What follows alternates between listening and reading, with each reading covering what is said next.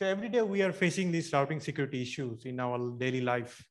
Starting from 2008, you all know about that YouTube story, and then route hijack, prefix hijack, route leak is our everyday incident. So how we can do better?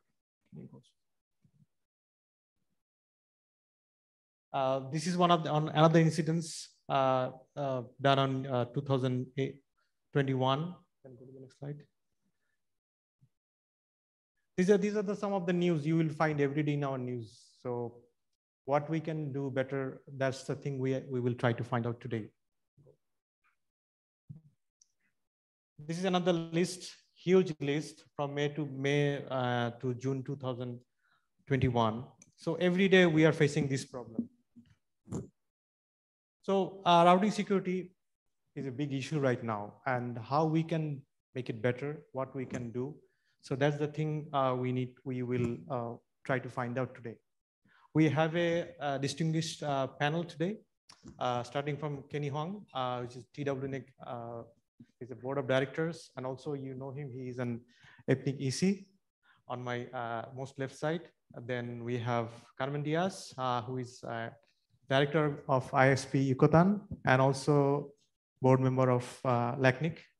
Also on my left is Terry. Terry is a very known guy to APrIGF because he is a very famous city. All the technical guys know Terry. Terry, I will start with you. So Terry, huge amount of incidents happens all the time. Is it intentional or is it misconfiguration? Well, normally we don't find about the motivation of the incident until well after. Normally there's a lot of work to clean up the mess caused, and then later on there'll be some diagnostics, and sometimes it comes out that it's configuration errors of what we call fat fingers, and sometimes less likely it's something very intentional. There's plenty of good cases that have been recorded where it's just simply someone doing the wrong thing with a filter, but there's also a couple of cases that are very well documented. I think one was the Amazon DNS attack, which was designed purely to steal cryptocurrency. And another one was one of the precursor events for all of this was, I think, the Pakistani ISP who tried to hijack YouTube in 2008 or thereabouts. But no, you don't know exactly what goes on. In most cases, you get an RFO if you're lucky, and then you find out. But it could be days, weeks, or even months after. So we don't know. When in situ, very unlikely you know the reason. Good commentary. No, every event happens, but we don't know the RFO, and nobody wants to share the RFO what's happened, right? Well, it can be very embarrassing if it's the mistake that's been made. So yes. Thank you, Terry, for your comment. My next question will be to Kenny. Dr. Kenny, most of the places, like when we are developing our policies in the cybersecurity policies, is it from the policymakers or from the enterprise, we found the routing security part is very less, probably 1 or 2 lines. Why is that? I think the answer is quite straightforward. You can count how many audience down to the stage, and not so many audience. That's just for people who are interested in internet governance. Not to mention the policymaker. If you ask the policymaker what is BGP, they probably just fall down. If the topic is too complicated, even the professional network operator, they have a 24 hours, 7 days working in the data center, still have difficulty to maintain a proper route configuration. Not to mention another routing configuration, it depends on quite a lot depends on your neighborhood. And that kind of trust basically is the trust by rumor, because you don't have the full picture of the global routing table, and you just based on what you trust your partner to feed you a route information, and based on basic trust, you forward the information to your partner. So actually, technology-wise, it's very complicated, not to mention the political implication. I think that creates a barrier not to general public, but also to the policymaker as well. Thank you. Carmen, next questions to you. are we not reaching to that wider community or the CXO or the regulators or the policymakers? Or we are really afraid of that? Thank you. Thank you for the invitation and in this conversation, in this panel. Really, I share my opinion from my approach of the network community, network operator. I agree with Terry about their comments, and really now my community is very far about the sensibility of their relevance of their participation in action about apport in regulator policy, because we work in day to day for the operating of our network, like say in this case, we need work in action in how we can involve our participation in like an ecosystem in internet. We need build and rebuild our capabilities in training, not only in training, in technical training. It's very important our participation and training in internet governance. Okay, because we are like in day to day, we build the internet in operation, but we forgot our responsibilities about how dream the operation in action, and in this case in apport in policies and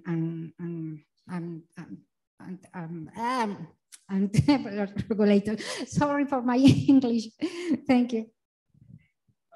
Thank you, Carmen. I think coming to the comment from Carmen, like to those things, training is one of the most issue, right? Terry, the question comes to you. We have done so many workshops, so many webinars. In COVID time, we have so many tutorials online, starting from APrIGF, and all the RIRs did this thing. So what's wrong with this thing? Like, is it not enough? Or is it, why it's not creating that impact? Well, I disagree with the not what's enough, because there are economies around the APrIGF region which are doing phenomenally well with ROA deployment, especially in South Asia, India, Bangladesh, and others, Sri Lanka, are past 90% coverage with ROA on their networks. So that part of the equation is done and dusted. The next part of the problem that we're addressing with training is getting people to deploy validation. And validation's harder because that normally means that they have to have engineers educated in doing, replying party software, RTR, and so on. And that's where we're now really attacking that problem by running training across the region to get there. Now, we also have several large organizations, global carriers and so on, who've implemented ROV. So they're leading the charge, and there are now also providers out there who, when they sell transit, are telling their customers they must deploy this now. So the traction is actually quite good. I think we'll probably see it steadily boil up. I think we were looking at 30 to 40%, depending on the region, for coverage recently. And that's been going up very steadily. It's not stalled. It would be nice if we get to 100 sooner rather than later. But the training is definitely having an impact, because it not just educates people, it also causes engagement, and it also actually gets people going back into their organizations and back into their economies, saying, hey, this is a problem, we need to fix it. So we're getting some traction. Thank you, Terry. Kenny, you were an APrIGF EC for a long time. and we are really happy. So ROA, many of the countries have 98% ROA, right, in Asian countries. But still we are seeing the validation, ROV, is very less. Few of the operators, they are doing ROV. And that's why this routing leakage and routing security incidents happening every day. Why ROV is not coming? Thank you, Chair.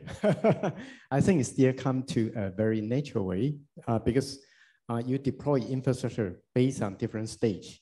For the initial stage, we deploy our encourage people to deploy RPKI router and make sure they have router installed in their RPKI server, in the CA server, in the backend database. So when the initial deployment is ready, then second stage will be how can we validate the route? Because once you activate the route validation, that become a partially commitment. You are willing to commit to the advanced infrastructure you trust with the technology, with the operation. So that means you have trust to that kind of emerging technologies such as RPKI. And once you have trust, you are more comfortable to fully activate the route validation function. So I think time will change quickly. If a large tier 1 ISP or tier 1 carrier, they're starting to validate their route and enforce their downstream service provider to do the same thing, I think that will be activated very soon. If the RPKI become a commonly deployed infrastructure, I think it's ready to run very quickly. Carmen, any idea from LACNIC? About the deployment of the RPKI that I can share, I would like to share that in the region in Latin America and Caribbean, now we are working in the development and the support in our community, in support, in coordination with our national operators groups. We are working in trainings and the sensibilization about the relevance of the adoption of the manners, for example. And in the last 2 years, the adoption of the RPKI was grown, is strong in this moment. For example, in the past January in 2020, before of the pandemic, the adoption was the 9%, and now we have the adoption in RPKI in 28%. And it's not slow, it's growing in this moment. It's other our reality, our and in this other situation that we are live in this moment is work in our communities, not in only community. For example, we are work in focus, for example, in communities like network operator for universities, and because they have their own issues and requirements. And now we are focused in make special training in this for this focus of this community, on their community. And bueno, about the other that I can share is the diffusion and when the support, for example, the diffusion over the relevance of the routing security in a space, like, for example, our events in the LACNIC, where our events in our regional events. And there we are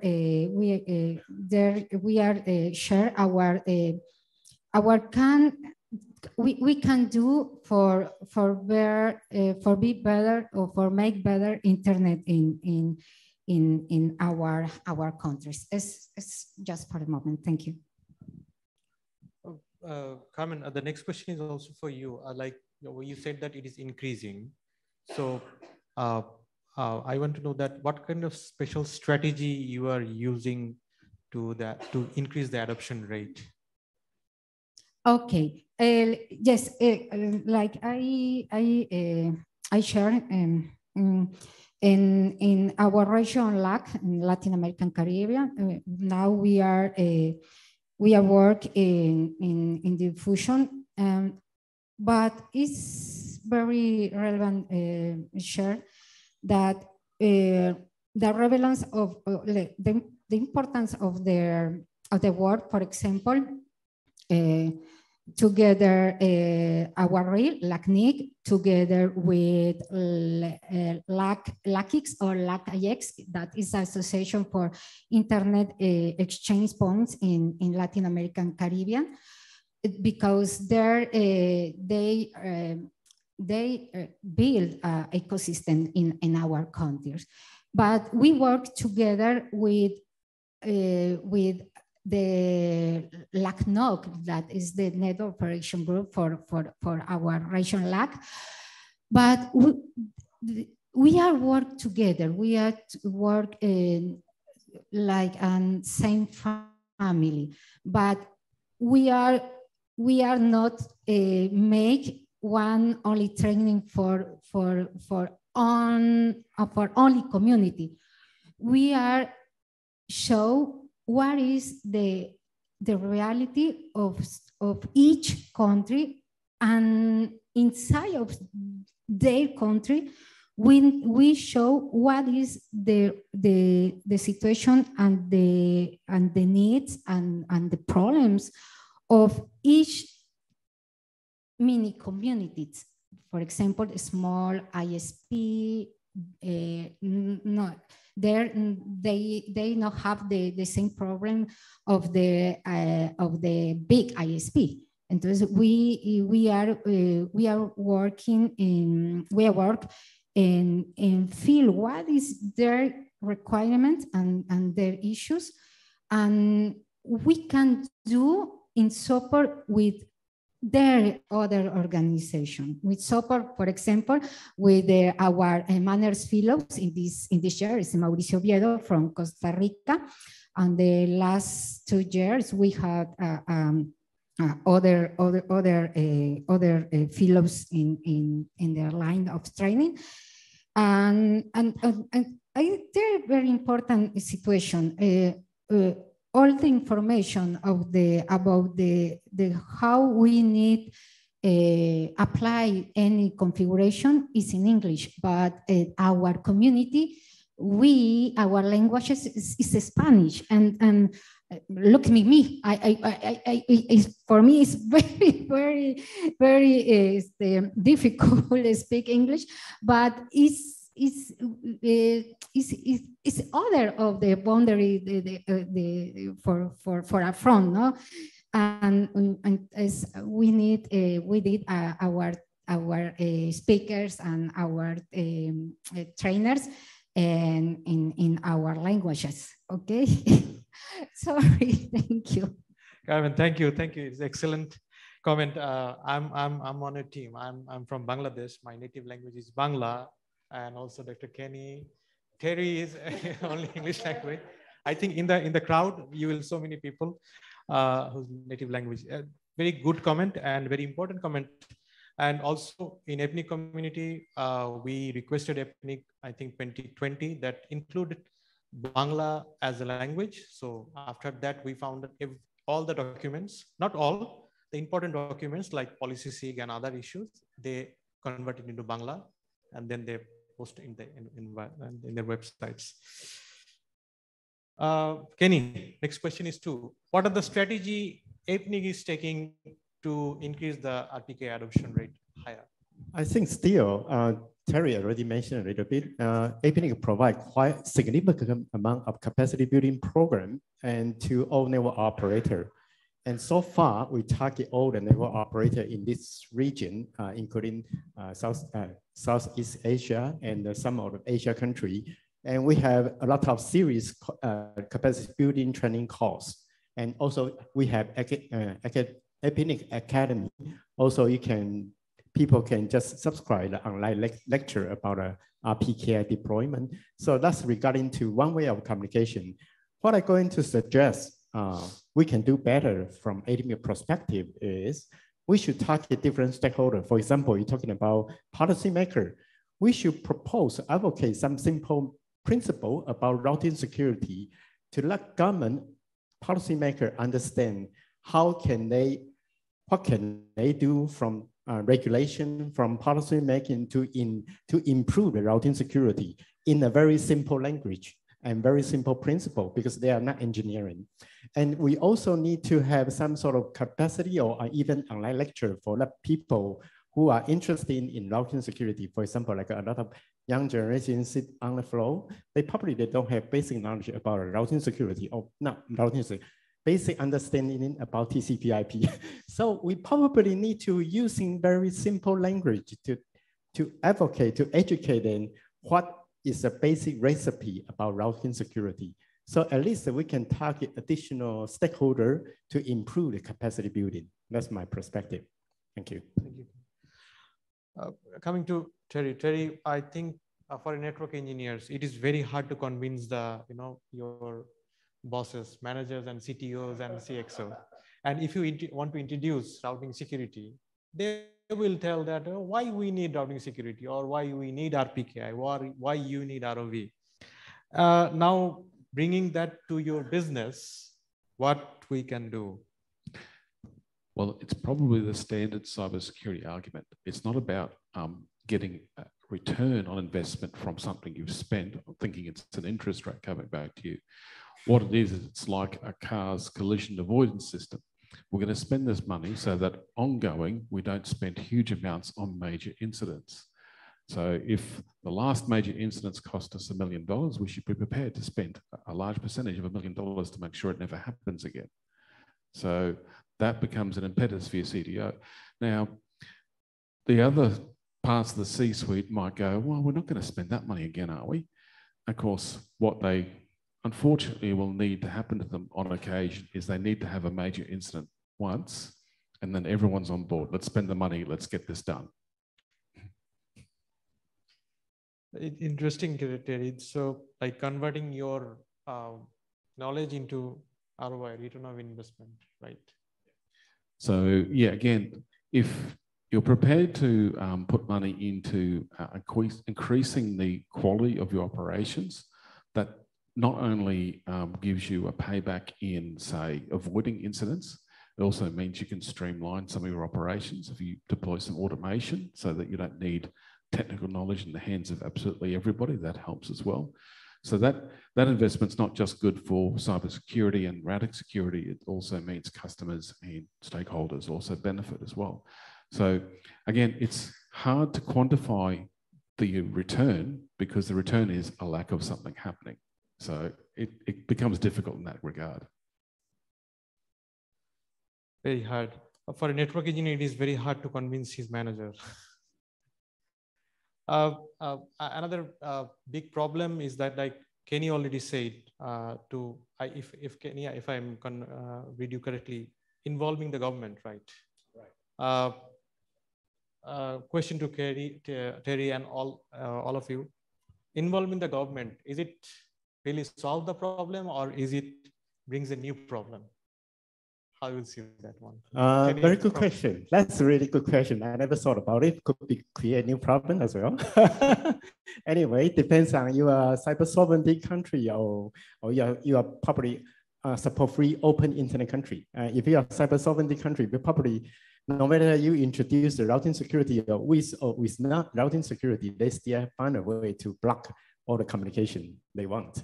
So the reason I asked to encourage the stakeholder, increase the government stakeholder into the community is because they have the power, they see policy power, they have regulation power. At least they can understand the basic requirement. I didn't say that we can solve the whole internet security problem because the internet security problem is everywhere. But we can find a way to mitigate routing security issue while we need to focus on routing security issue. Even single one route outage could create a national disaster, could create a very serious problem. It's not just something like a virus. It's the routing outage could be impacted the whole community as well. So the government need to be aware of the severity of that kind of issue and how to prevent that kind of issue. For example, like an internet society have advocate different kind of principle and process for different stakeholders, like to operator, to internet exchange provider. I believe if we can create another stakeholder to the government or policymaker, what they need to know, what they can do in terms of policy. So all the government just copy and paste from an internet society webpage, that would be much easier. Thank you. Carmen, your comment? Oh, it's interesting reflection. I would like talk about my country. I'm from Mexico. In this case, in my country, nothing have few people think about the routing security. Few people. and the government not thinks in these issues or now. The ecosystem is focused in this moment in the deployment, for example, of the infrastructure connectivity, and now my country is working in deploy, for example, of the internet resource for a small ISP, but that is the great opportunity for work in their news in commerce. There is their news a network operator with news internet resource, because we can work with there when there is in the initial configuration for BGP. And I see new opportunity that they work together, for example, of the university that can help at their small ISP, and we can work in provide support and formation and new generation. In build their capabilities from the university for new engineers, and form in not only in terms technical. It's very important the education in all about the internet governance and the part of the ecosystems, and which is our role in our chair, for example, like network operators. No? And I would like to share more about other terms, but thank you, Simon. Terry, any comment on that? Well, interestingly, the Australian government now has a cybersecurity framework which actually mentions RPKI and ROV and actually recommends that service providers deploy it. And if they wanted to, we have a telecommunications security framework in Australia where the minister, if they were inclined, could sign an order telling all ISPs to deploy it if they wanted to. So there's actually a law and a framework in place. My problem with that framework itself is it's not very well promoted. It's like buried 2 or 3 page scrolls down on a web page somewhere. And until you actually find it and read it and go, oh, that's what they're saying, that makes great sense. but just knowing it's there and going and finding it's a huge problem. So again, it's awareness as opposed to anyone's willingness or not to do so. What do you think, like Australian government is doing that one? Can this thing is adopted by these small countries like Bangladesh, Nepal, Bhutan?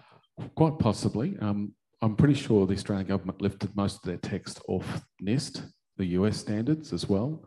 So there are plenty of places you can go to that have text that could be used and reused in these policies. So yeah, it's probably a lot easier, a lot easier to ask your governments to say, well, can we have a policy? Can we have a recommendation, as opposed to saying, can we have regulation or laws?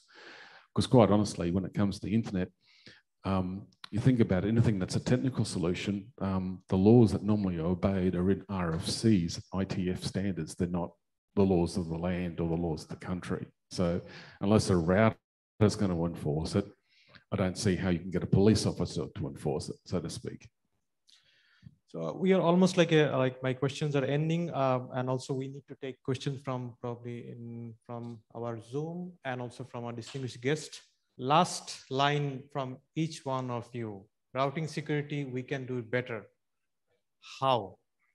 And what we should take? Just one line. Only one line? Yes. Yeah, people go away, go outside the room. I wish you understand what is APrIGF and all we stand for. I think that's something you can take away.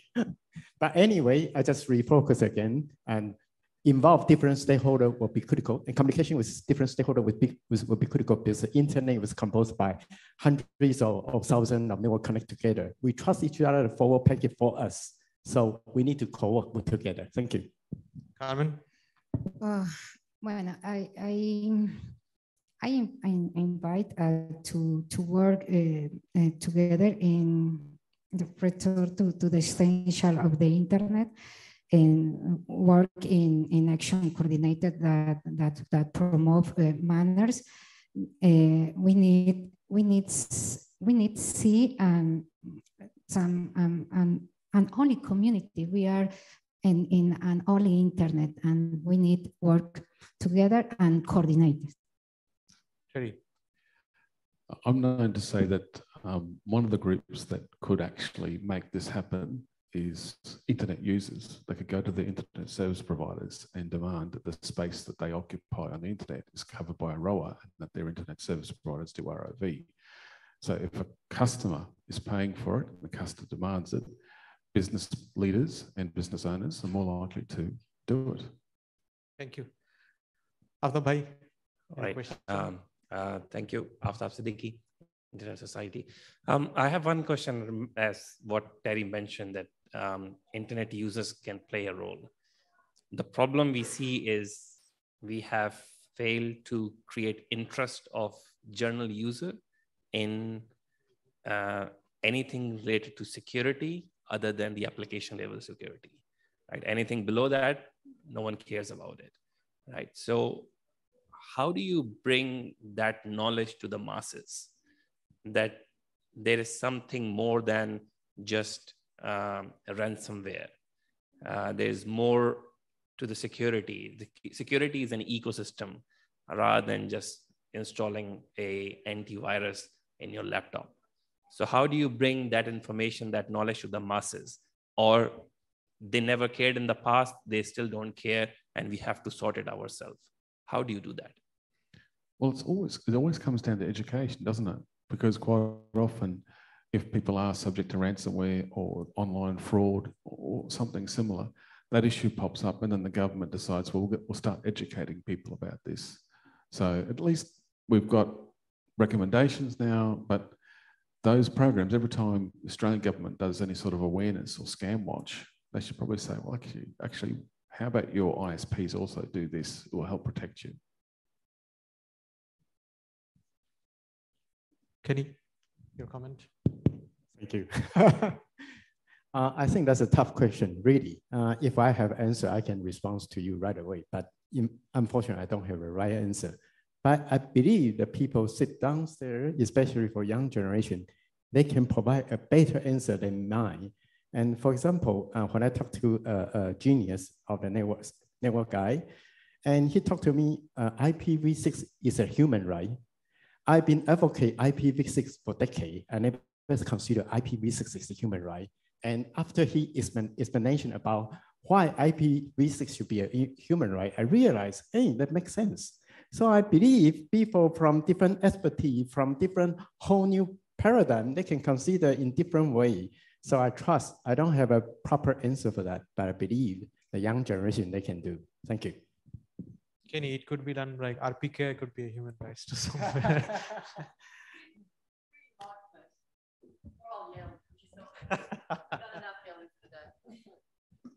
Thank you. Yet another Australian, but actually one of those internet end user people, not a techie person at all. I'm just a humble person paying bills every month like everybody else.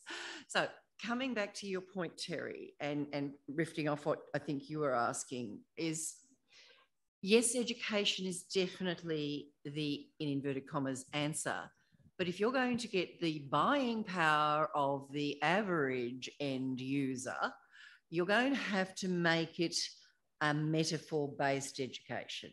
It's going to have to be given in examples that are meaningful to current thinking and experience. So back to the old bit that you'll see with certain digital identity issues where they've got people, you know, doing ads where they're plastering up the first page of their passport on a wall, or, you know, just make really blatantly obvious examples, and don't expect that visceral reaction will have every bit as much market value in how they pressure their ISPs as any technical knowledge. You don't have to understand why you need copper, not lead water pipes. You just have to understand you'd prefer to drink out of one or the other.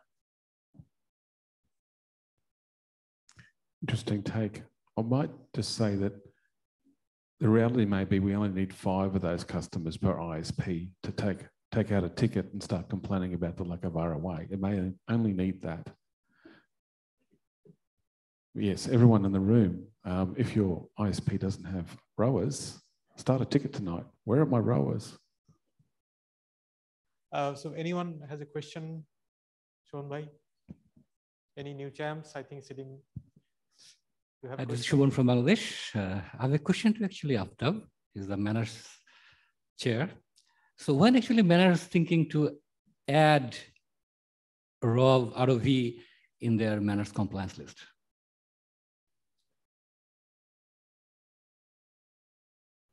Okay, yes. So for anyone not very familiar with manners, so we have 4 actions. One of the actions says that you should be able to verify information, routing information. Right now, it is not mandatory to have RPKI. And that's what Somanbai is referring to. The reason for that not making it mandatory is it has some relationship with the legacy space. So the legacy space holders cannot create RPKI ROAs. And making it mandatory means we will be excluding them from the initiative. And that was the issue from the very beginning. I'm myself being a very strong proponent of RPKI, can't do anything while leading the project itself. And that is the whole reason, because the moment you make it mandatory, it exclude, it's a very tiny portion of the whole global routing table, but that tiny portion are those operators and entities who started the internet. So, and most of them are academia. So if we exclude them, then it will be a little bit of disservice, but I absolutely want to, and the steering committee of the manners want to make it mandatory as early as possible once the politics around the RPKI legacy is resolved. So we do not want to go into that one, but at least, yes, there is an issue. We try to address it with other data sources, which is IRR, which is, to put it nicely, is garbage. But it's in the absence of global RPKI, that is the only option we have. It is a problem. And again, it's a lot of, it is a very technical issue as well as it's a very political issue. So we can't just resolve it quite easily. And mandating is, again, one question which Simon, you asked, how do you, if we talk to the governments or the policymakers, then they only have one stick. And that's what happens. We went to a lot of policymakers in this arena, and they came up with the policy saying, if you do not register with APrIGF or any other RIR, your resources will be out. So there's always a there are always pros and cons. So, yeah, while we would like to have security, there are some consequences if we try to push it a little bit harder. Yeah, so Kenny. Just some addition. Basically, as I mentioned, we don't solve all the internet security all at once because it's not likely we can do it in our whole life. And so the strategy we have is divide and conquer. We try to partition the problem, try to partition the issues, and we solve issue one by one. Of course, meanwhile, still create new problem, new issues, but that's the only way we can do is divide and conquer. That's it. Thank you. Anyone has any question or comment? We don't have any comment. Yeah, just one comment from, yes, we need a capacity building. Someone? Yeah, just to add with after what said on that, is there is a challenge definitely for historical address spaces. It's a big challenge. And APrIGF have some initiative to bring them actually with RPKI. Probably that will help in this region. But if I just say that if we recommend to deploy route ROV at for the downstream customers for the ISPs or the military ISPs, that can significantly reduce actually coming up invalid prefixes to generate in the routing table. So we know that all part of the region like LACNIC has only 28%, so that is they're far behind. But in some country, 90%, 98% ROA, they can actually, if they just verify in downstream, that will prevent some sort of incidents. Like in the morning you were discussing one incident, you were presenting that mistake from ISPs. So that can actually prevent if we can do that actually. So that is something probably we can advocate intermediately at this moment. So that's coming from me. Yeah. I think to summarize, Shimon bhai, so like doing ROA is not the only thing, right? So we have to drop the invalids and we have to dissipate these things. And to the wider audience, I think who are also in the Zoom, mainly at this moment, 35% ROA is done around the world. Still so miles to go. So still we have to work. Terry, you want to give a comment? Well, I was going to say, you mentioned dropping invalids. You drop invalids out of the routing table.